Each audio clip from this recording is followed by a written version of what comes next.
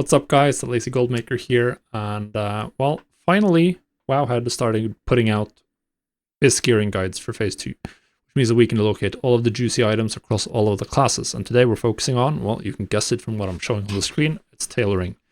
Tailoring is the best one, by a country mile, by the way. Generally speaking, the other professions don't really have good items this phase. Last phase we had some good ones from blacksmithing, from leatherworking. This phase, it's tailoring, and it's mostly, these are the top ones in my opinion. By looking through all of the gearing guides on Wowhead, these are the most important ones. There's also one that doesn't show up here because it's so expensive. So these are the ones. Now, most of these recipes are fairly easy to get. Dreamweave vest, Dreamweave gloves, and the long silken cloak. You get all of these from your trainers. Phoenix bindings, this is a little bit annoying. You get this from being honored with the Azeroth supply or Durotar supply reputation. So you need to finish your boxes. And also need to level a tailor, but you need to do that anyway because you want to get to 225 for the juicy recipes here. Then you have the red mage weave pants and the crimson silk shoulders. Both of these recipes are world drops.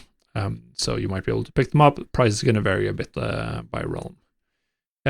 Now, by far the most interesting recipe that I'm showing here is the Dreamweave gloves, because this is pretty much the best in slot gloves for every caster this phase. Everyone wants this. And it's not that expensive. 15 gold for best in slot item. That's pretty cheap, in fact, in my opinion. So I think everyone's going to want to buy this. You get this from the trainer at 225. This is an absolutely fantastic recipe to try to make gold with. It does mean that you need to have a level 26 tailor to get in on this. All of these other items here, these are options for your pre-raid best in slot. Like, this is to varying degrees. They are good, really good, or okay compared to other options. Generally speaking, as we can see, they're pretty cheap on average, and some of these can be gotten while leveling up, which increases the value a little bit, like getting some spell power while leveling. So they're worth keeping on the auction house, in my opinion. But yeah, the Dreamweave gloves, Dreamweave vest as well. This one is pretty good. I sold this in WoW Classic as well, some of the Dreamweave pieces. So this is very, very good items. Now, I wish I could show you sales, but I don't have tailoring on it. I only have the 2 level 26 characters, and I didn't have tailoring prepared for this phase, which is a big miss. So yeah, I'm leveling tailoring. I'm leveling my character with tailoring right now, so I can get into this. Now, there's one last recipe in my TSM group that doesn't show up here, cindercloth robe. Cindercloth robe is also a trainer learned recipe, and it's very good. It's like second BiS, or very close to the best in slot option for fire casters, but it is also unfathomably expensive.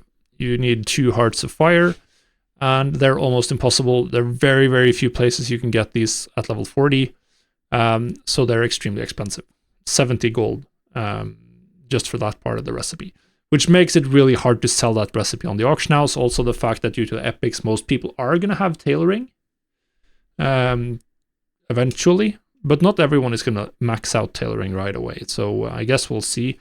But like, throughout the history of WoW, you've been easily able to sell items to people who already have that recipe, or have the ability to get that recipe, so I'm not particularly afraid of that. But for the cindercloth robe in particular, it's so expensive that it's kind of hard to sell. Now, the Dreamweave pieces obviously don't require as expensive materials. It's stuff like wild wine is the most expensive. You need 4 of this for the Dreamweave gloves, which is like, okay, it's 6 gold, nothing crazy. And then the other materials are things that are fairly easy to farm. I mean, the wild wine isn't that hard to farm either, but it's a little bit more time consuming than others. So what I have is I have a group here, TSM group. You can get that. Just there's a link in the video description to go to the blog and import this. If you've never imported this, these groups before, then you open TSM, go to your groups, click import group, and then you paste the code, and you're ready, good to go, essentially. So we have all of the items here. I'm going to use a restock 1, so we're stocking 1 of each item. Now, what you might consider down the line, once you see what's going on your realm, definitely something like the long silken cloak, red mage weave pants, crimson silk shoulders, stuff that might sell fairly fast because they're so cheap.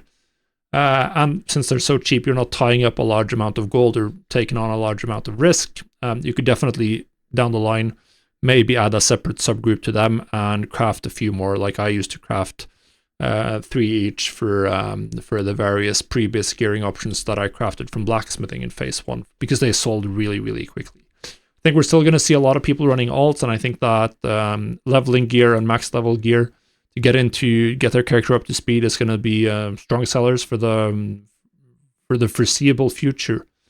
So yeah, tailoring is looking very, very juicy. Now you know the recipes you should focus on and where you get them, so just go to town and have fun with them.